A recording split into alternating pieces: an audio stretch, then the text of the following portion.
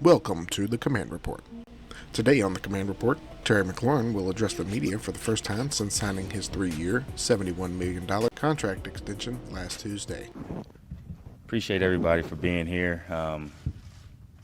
Thank you to Coach Rivera and the Snyder family, Dan and Tanya, for just this amazing opportunity for myself and my family.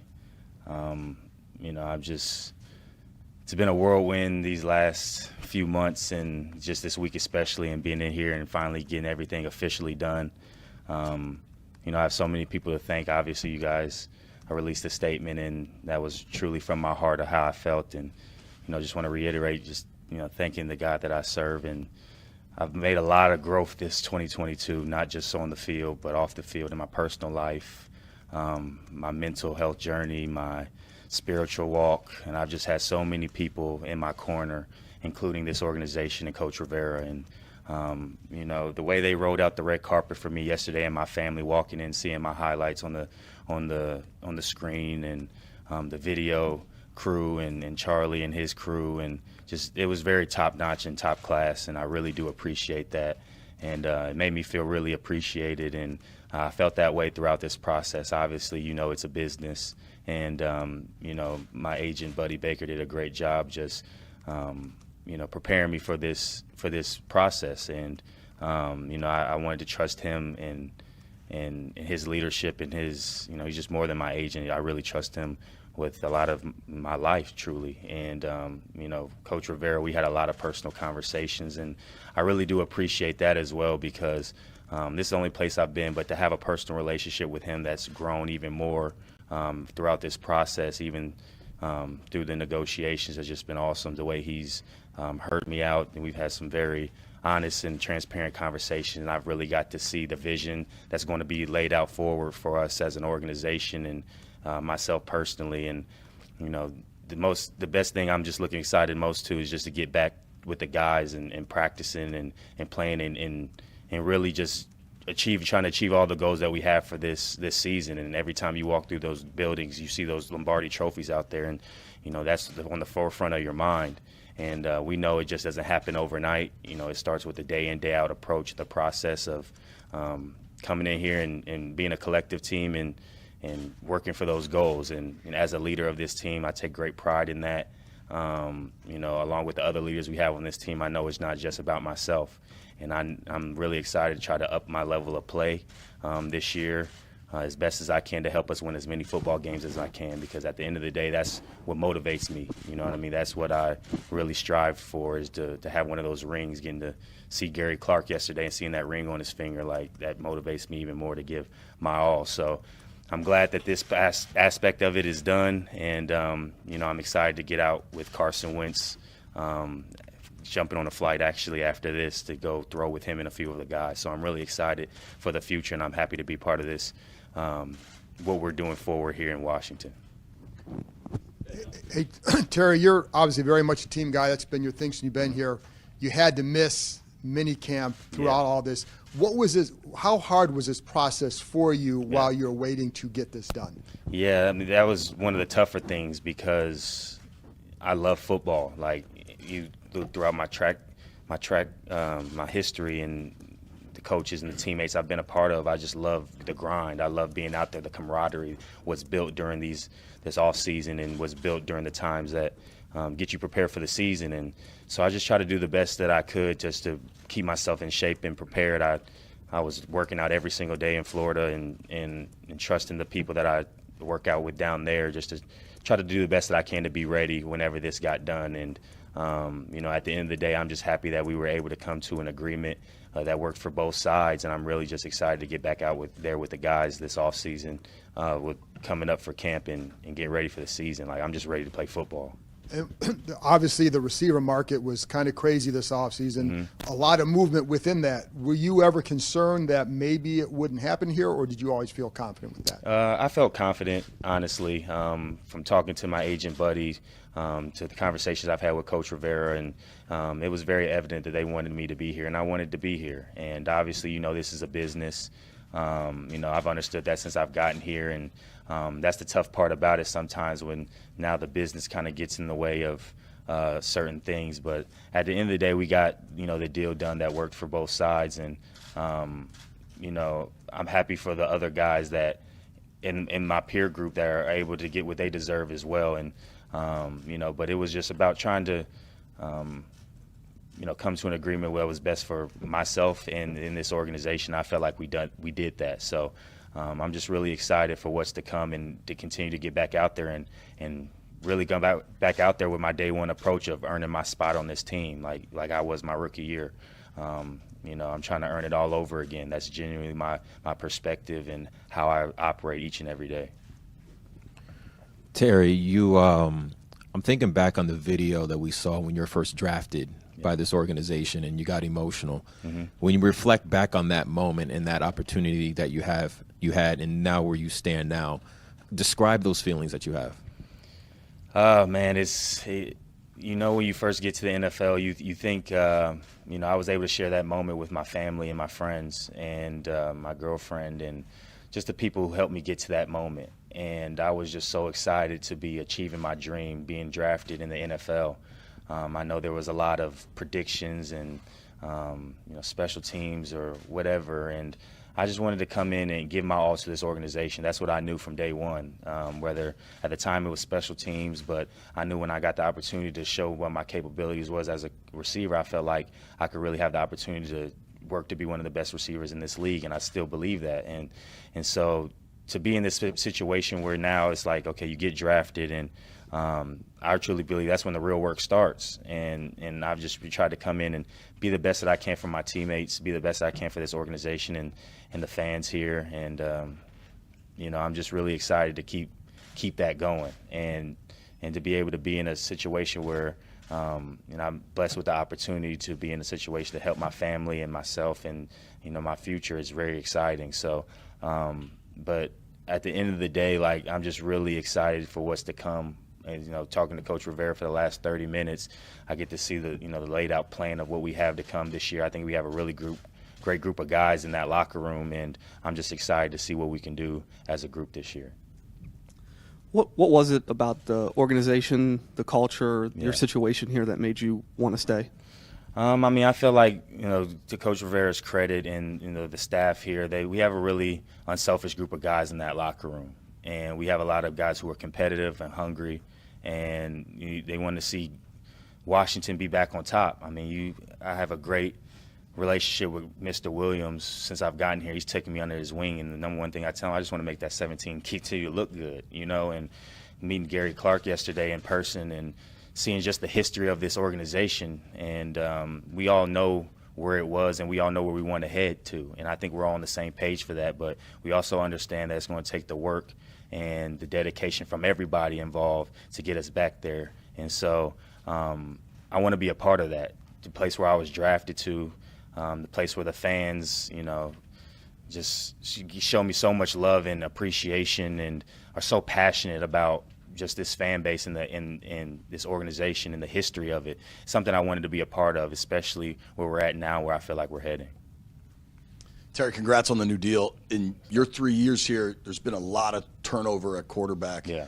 How do you view this opportunity now with Carson, who seems younger and entrenched as the starter? Yeah, we've talked a lot obviously about the quarterback situations for myself, and my main priority and just my mindset with each quarterback is try to put my best foot forward and make them look good in any way, shape, or form I can. And I've never really tried to focus on how many I've had. And although you want to try to get a connection with a guy and have some longevity, I've had fun and I've learned from all the quarterbacks I've had up until this point. And one thing I think that stuck out about Carson is just he's a very personable guy. He's somebody that we've connected with on a very personal level since he's gotten here. Even throughout the process, he was reaching out to me, checking in on me. I was asking how practice was going and things like that. And, that's why I can't wait to get out there and start throwing with him, because now we get to put the football together. We get to start to form that connection on the field. But personally, I'm really excited to see what he does. And honestly, I remember my rookie year when we played Philly. I remember watching him play, and the way he threw a deep ball, I was almost enamored by it, and his toughness in the pocket. I don't think a lot of people give him enough credit. He stands back there until the last moment, which really helps receivers, get that extra separation or that time to finish their routes off. And the guy who's back there and confident as a receiver and as a receiver group, I think we're going to try to have a collective group by committee and help him out to be the best that he can.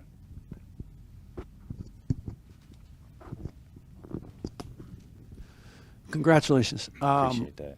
I don't know how to ask this, but you obviously are aware of everything that goes on inside the football team, outside the football team. And I just wondered with yourself, whether it's yourself or John, some of the guys that have been here for a while, how do you view the notion of we have to try to transcend what's going on outside and make people happy about this football team? Yeah. Well, I think we trust Coach Rivera's vision and how he leads us, and I think he does a great job of really handling and taking all the pressures that come on to this organization on the outside and from outside voices and things like that. And as leaders, John and myself and the other guys in the locker room, we just try to put our best foot forward and represent this organization the best way we can on and off the field. And we take that very seriously, and we know that's going to continue to come with work and honestly just transparency and working hard together as a collective group and really building one unity group. And like I said, Coach Rivera does a really good job of allowing us to focus on what's going on the field, but also we understand what's going on outside. But we just really want to focus on where we're heading and all that it takes to possibly get there. The teams in the 80s had a similar core group, guys like Charles Mann and people like that. Have Doug shared that with you? Did Gary Clark share that with you? Because he was one of them too. You know, that core 12 guys that really kind of police the locker room themselves. Yeah, definitely. I talked to Mr. Williams a lot of times, and he tries not to reminisce as much. He likes to really keep focused on what we got going here. But that's a guy I like to. He knows what it takes to win it all, and he's been a part of that team. What does that feel like? What does that locker room look like? What do those practices look like? As a leader, that's what I want to know. Talking to Gary Clark yesterday, you know what I mean, his relationship with Art Monk and the young guys that he had when he got here and how he had to be a mentor and help those guys because when you're selfless like that, I think that really permeates throughout the team, and you create an atmosphere of a great culture because you have great people and you have unselfish people, and you have people who are all in agreement to the common goal. And I think that's what's, honestly, in building a great culture, I think that's one of the first steps is having the right people in place who are unselfish, willing to do whatever it takes for each other.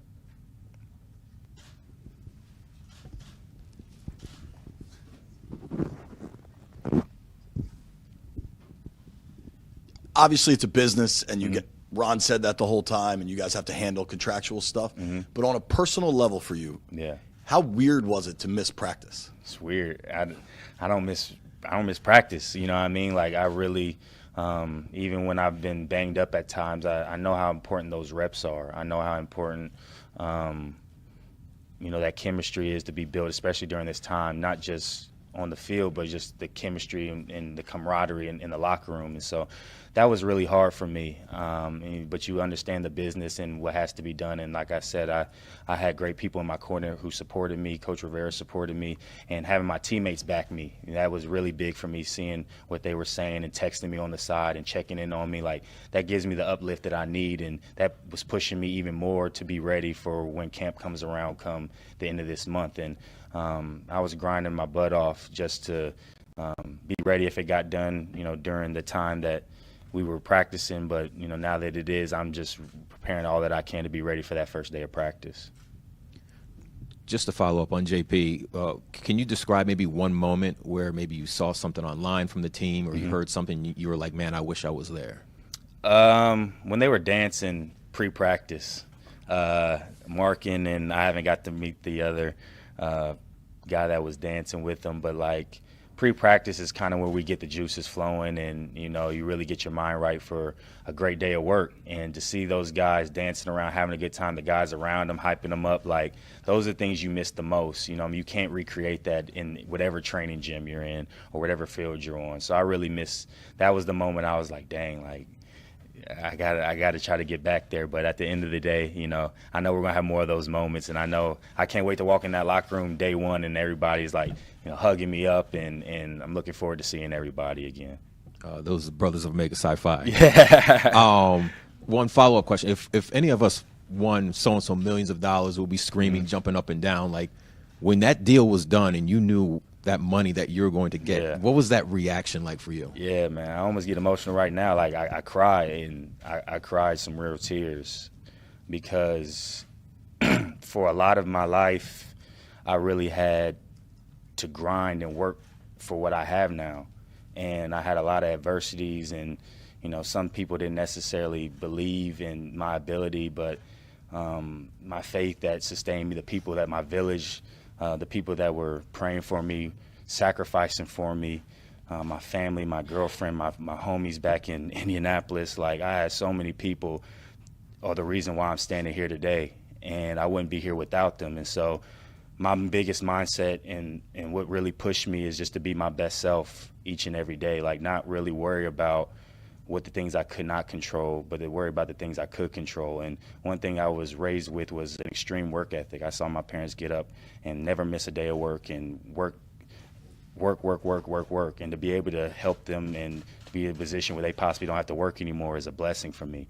And it's something that's within myself that money can't buy. Money can't soothe that for me. And while this is great financially for myself, I just love the grind, man. I really do. And it's got me to why I'm here. Like, the adversities that I went through in college and high school and the NFL, kind of being an underdog, the reason why I'm here is because of the work that was put in during those times. And anything I would say to anybody out there is just continue to have faith and believe in yourself.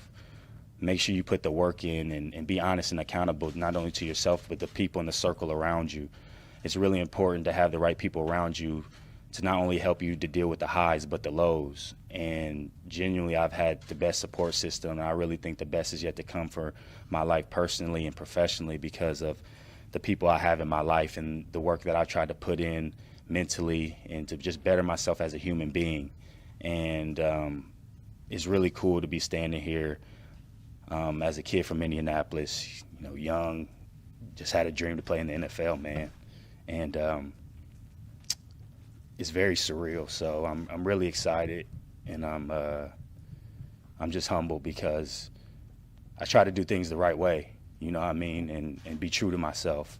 And to see in a world, in a culture, sometimes, you know, you got to do certain things to get your way, or, you know, things that go viral. Just stay true to yourself and be a professional. That's still rewarded, man. That's a lesson and a testimony that I'll have to share with other people and the guys in this locker room and the people I meet out on the outside world. So. Congratulations on all that, Terry. That's an amazing story. Moving forward, though, obviously a second contract is a big goal for every NFL player entering the league. Mm-hmm. Now that you've achieved that personally, off the field or on the field, what's next what's the next short meter target for Terry McLaurin? I want to get to the playoffs and have a chance to win a Super Bowl. Personally, I want to continue to try to be one of the top receivers in this league. I don't really go into the season thinking I need to have 1,500 yards, this, and this. I think truly you have the most success individually when you have the most success as a team. And having that relationship with Carson, I really want to develop and make as strong as possible so he knows he can trust not only me as a player but as a person, that I got his back. You know, I mean, I know he's been through a lot in his career, and I know we'll get to touch on that, but you know, I'm a guy who's going to have your back, man, and it's not just him. That's what I feel like about everybody's in this locker room, in this building.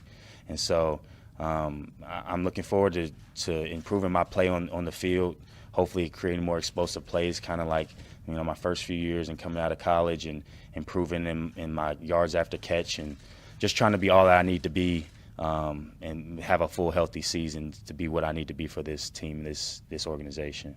And then a former college teammate of yours, Denzel Ward, also got his a new contract this offseason as well. Have you spoken to him about that, and how does it make you feel as a Buckeye, seeing other Buckeyes continue to elevate and succeed in the National Football League? Yeah, I haven't got the chance to talk to Denzel yet, but I know we play them this year, and I'm really looking forward to just competing against him because the way he's developed and come along and his journey and testimony, I've learned from him, and seeing the way he's humbled himself and been able to rise above a lot of the adversity he's been through in his personal life. And to see another Buckeye, achieve their dream is just, it's surreal, because I remember being in the locker room and with those guys, and we're all just grinding, man. We're kind of wet behind the ears, and we're just happy to be Ohio State Buckeyes. But the way we were developed there, not just as players but as people, I'm always going to be a big advocate for Ohio State, because it's the way you're prepared for the real life world after football, whether you were blessed enough to go to NFL or you're going to be a CEO one day. Ohio State really prepares you on and off the field to be a real-rounded human being. And the competitiveness that it takes to survive in that environment, and that's why I felt like I was able to come into the league and be so ready, because I was going against guys like Denzel and Eli and Marshawn and Gary on every single day in practice. And then on the other side, we got Curtis and Mike Thomas and Paris and KJ. Like, it's just so many guys. It's like when you're around greatness so much, it bleeds. You know what I mean? So I'm really happy to see that he was rewarded for all the hard work that he's put in up until this point, and I know he's going to continue to work to do more for his organization. Terry, I'd like to continue the Ohio State conversation, but I'm curious. You talked about having some conversations with Ron. Mm-hmm. Was there anything that stood out to you during this whole process? Mm-hmm. One of those conversations that kind of helped settle you a little bit? Yeah.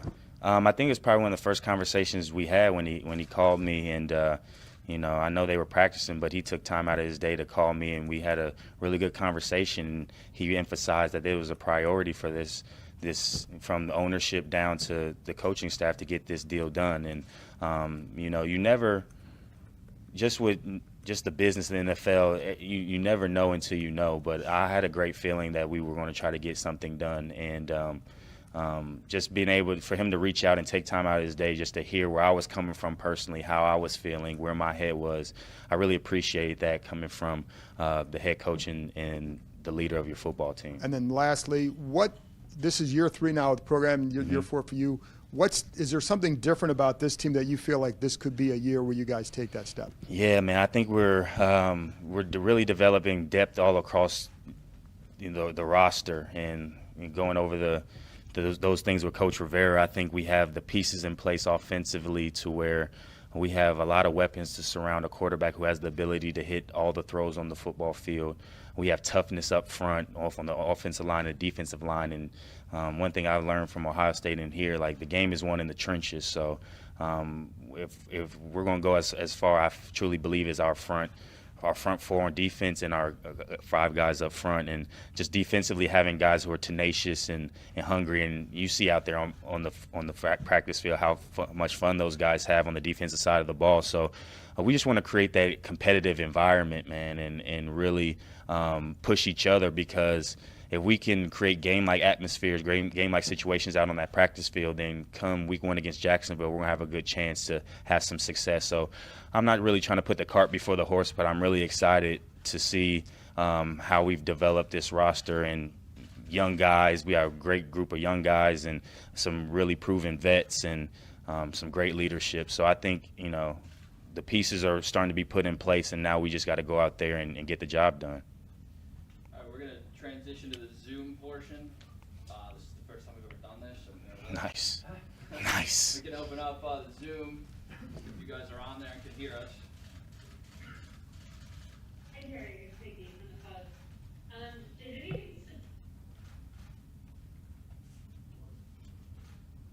you mute yourself, Nikki?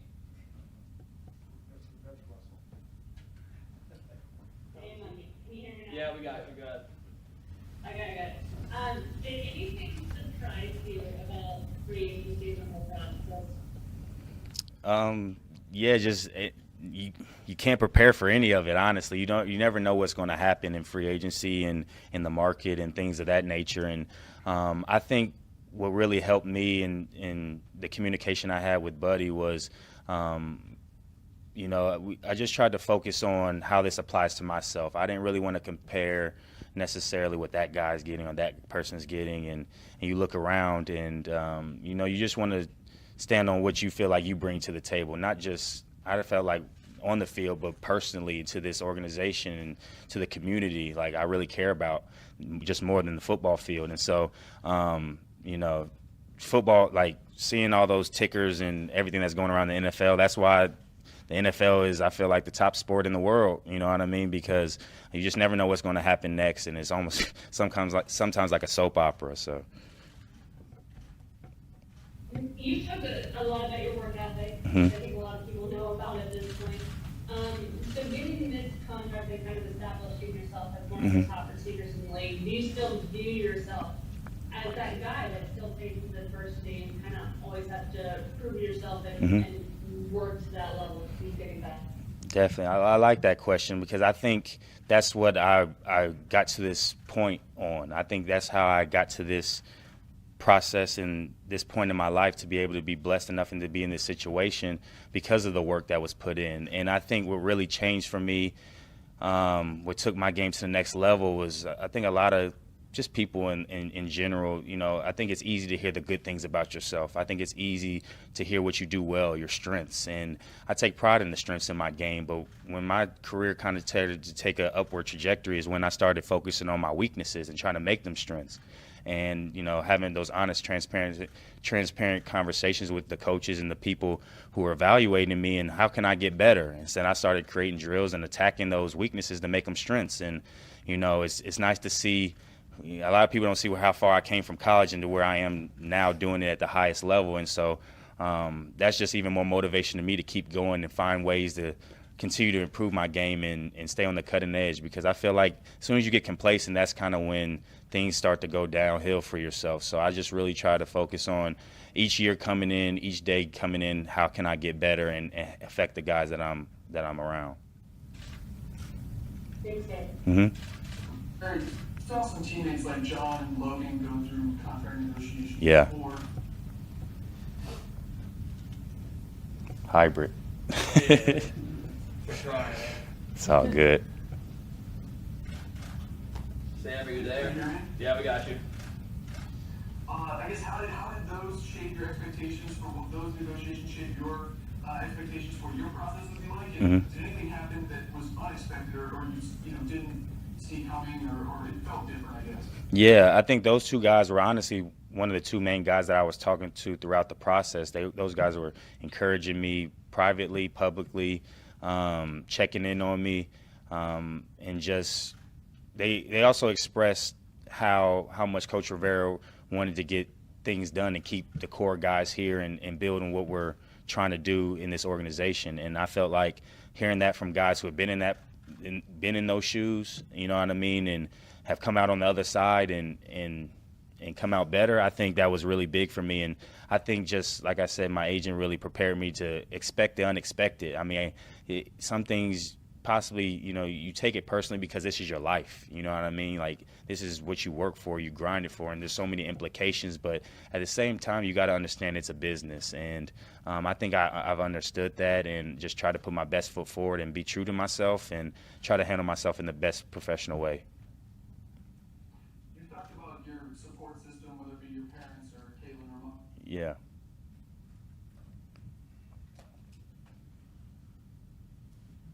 Sam? Can you hear me? Yeah. Mm-hmm. Are there any examples of when you were able to lean on them throughout this process? My whole life. I think they really helped me stay grounded. And what I mean by grounded is to this world, to even sometimes this organization, and to other people, young people, I'm almost larger than life sometimes, and scary Terry and things of that nature. And, it's hard to kind of go around sometimes and not be recognized, and but at the same time I still kind of try to hide and just that's just kind of how I came up, because at the end of the day, like, football is really what I do. It's not who I am, and I try to be a complete person, and I think this platform is provided to me to make an impact on people and make other people's lives better in this community and my community back in Indianapolis. And so they really just love me for Terry. You know what I mean? The young kid. I've known my girlfriend. Just the platform that I'm in right now. You have to be so much to so many people, but to them, I'm just Terry. So, just their prayers, their encouragement, their accountability that they've held me to when I've been maybe I could get a little too negative, and they keep my spirits up. And as my agent buddy says, see the forest through the trees, and that really just locks me back in and keeps me focused on whatever I'm trying to accomplish.